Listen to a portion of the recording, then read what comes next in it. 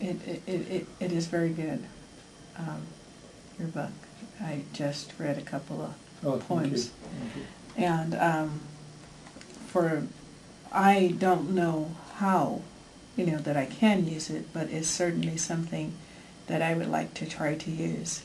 I'm going to Africa this summer. I'll be teaching and I'll be videotaping in Kenya and Ethiopia. And we're working on a blended learning project, e-learning. So I will be training teachers there by actually teaching, because the first thing they say, when you come from America, this won't work here in Africa. Right. I did it last summer in Kenya. I can do it again. Yes. And so this summer I'll be working with 6th, 7th, and 8th graders. But what I'm hoping to do is they understand academic English. Yes. But when they have personal dialogues or important conversations, they don't use English. They go back to their native tongue, Yes, which is Swahili or whatever. And so I'm always looking for resources where I can introduce something that is clearly understandable, like the way you've written, and then have the students create from that. Right. So read a poem and then talk about the poem and then say, let's try to create some poetry to express our feelings and our thoughts in English. It's actually, as you read, it's very simple English. Yes. I haven't tried to make it abstract. Yes. I've talked about emotions, which Yes. everybody feels. Yes. And what might be interesting, if you want, when on your teaching programs, maybe if we set up a separate email, you could get your students who read this to write to me.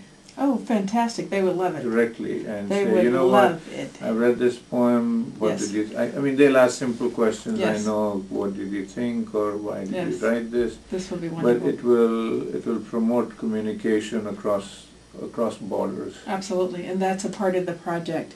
I'm actually working with the Dhamma University, Yeah. so I'm training the professors there. And then like a trainer of trainer models. And then we want them to have more interactive lessons.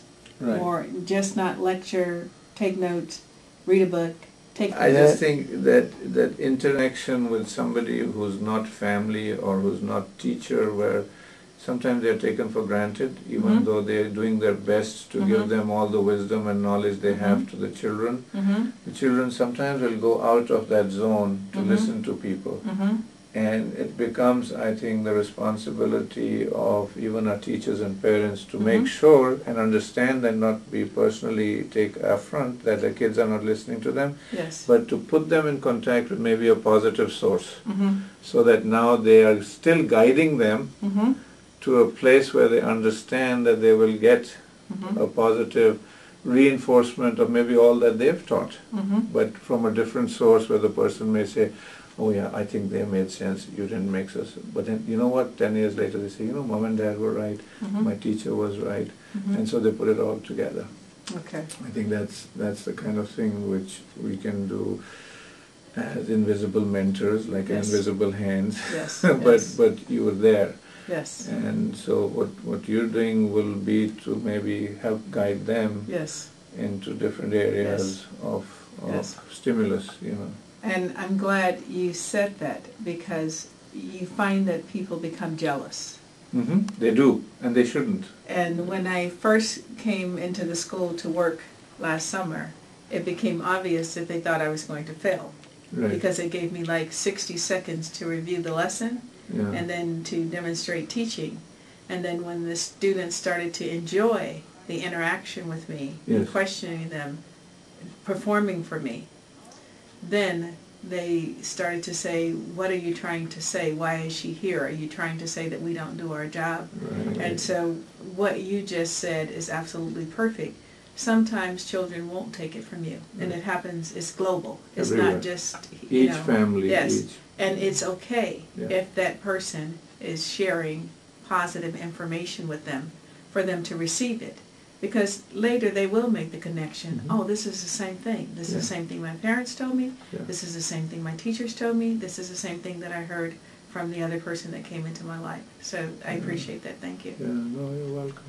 Again, it's the way you know, the bird flies from the nest. You don't kick it out. You always have your hands around it till you finally let it fly. Yes. But you support it till you know it's flying in the right direction, Yes. which is what we can do. Yes. Once they've gone, maybe they'll respond to what we've taught them. But most of the time it works, I think.